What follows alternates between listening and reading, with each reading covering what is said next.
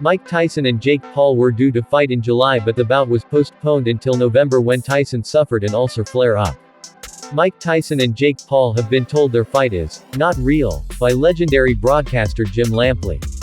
Tyson and Paul were due to meet in a Texas ring in July, but the fight was pushed back until November when the heavyweight legend suffered an ulcer flare-up.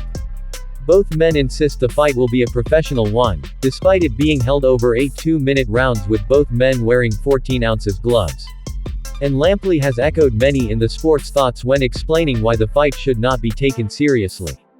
"My opinion is, for me, and what really matters is what does Mike want to do," he told the Awful Announcing podcast. "The audience loves him, the audience wants to see him. Jake Paul is a creature of social media. I, to this day, do not participate in social media. Think you can tell that I am basically old-fashioned. It's not an event that appeals to me. And I wouldn't expect to see anything meaningful for a serious boxing critic or reporter. The only reason I would watch it is in homage and loyalty to my very dear friend Mike Tyson. This is not going to be real boxing.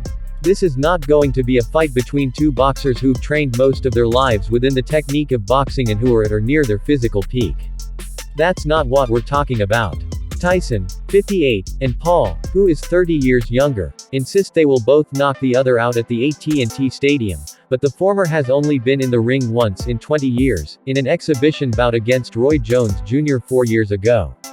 The legends fought to a bore draw over 8 rounds in a bout with very similar rules to Tyson's clash with Paul.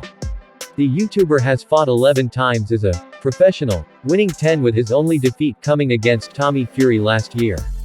Most recently, he stopped bare-knuckle fighter and former UFC star Mike Perry in the 6th round to ensure his fight with Tyson would go ahead.